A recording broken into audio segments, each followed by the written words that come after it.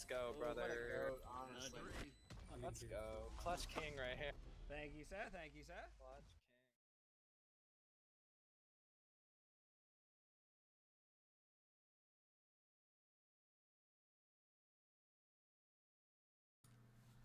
What's going on, ladies and gentlemen? It's your boy Snacks here, and today I'm excited to bring to you the first educational commentary in my new mini-series, The Art of the Clutch.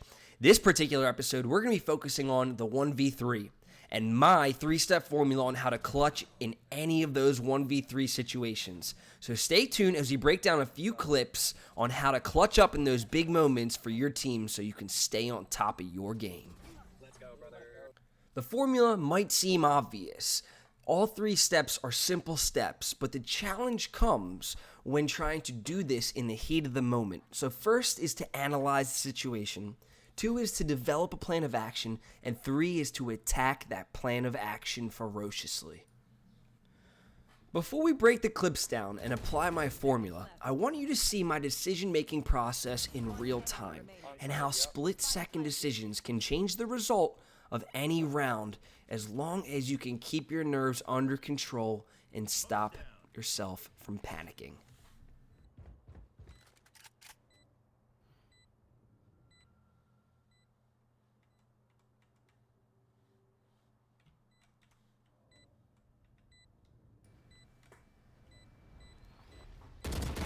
Nice. So there we have it, a nice little 1v3 clutch. Now let's slow it down and break it down while applying our formula. Taking it from the top here, after my last teammate was eliminated, I knew that the bomb had to have been going A side. So with 10 seconds left, I put myself in a position where I could take step 1 of our formula and put it to work.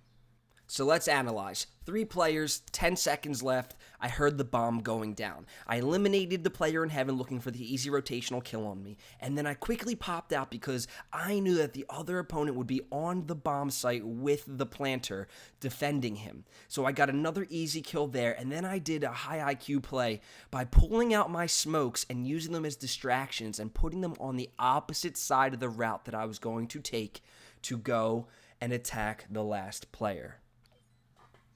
Step 2 in the formula is to develop a plan of action.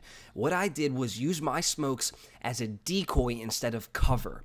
What I mean by that is I planted smokes on the left side of the site, which would either flush him out from the left to the right and expose him for an easy elimination for me, or it would take him from the right and focus his attention on the left, which you see happening right here in the clip, which allows me to come up from behind out of harm's way and put myself in a position to eliminate the player and get a clutch.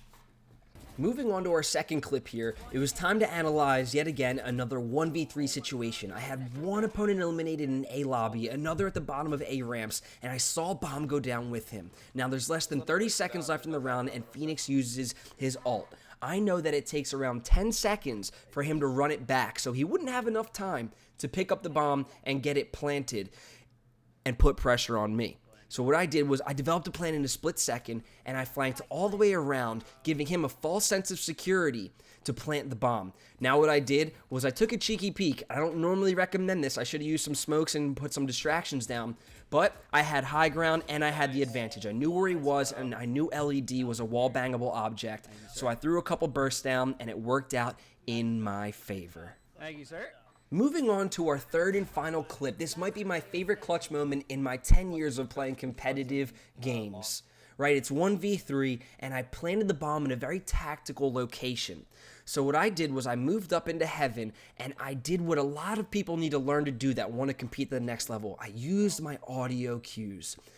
I cannot stress this enough, whether it's Call of Duty, Valorant, Counter-Strike, no matter what tactical game you're playing, the first person to look at the site or the objective is going to lose. So I wait for audio cues. It's a 7.5 bomb defuse. I hear him pick it up. I wait a few seconds to make sure it's real, and then I pop his head.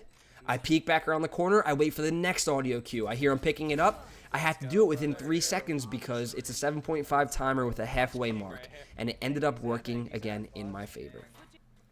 Let's run the clip back now, apply our formula, and see how we got from point A to point B.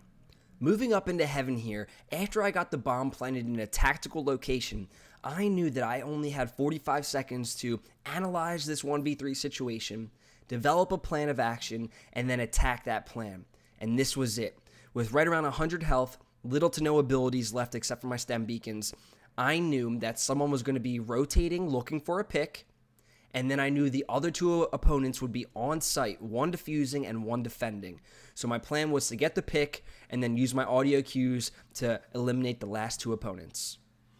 I knew right when I got one of the opponents downed that they would call out my location. So it was going to be super risky. That's why I had to really play my audio cues to the T.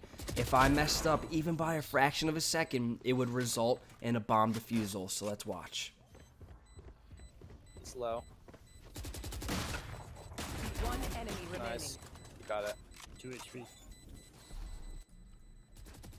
So there we have it, guys. This is going to wrap up our first episode of The Art of the Clutch. If you felt that any of this was helpful to you, please like, subscribe, share, and come hop on the Twitch channel, see what the community's all about, and let's create a dialogue that'll help us all grow stronger together.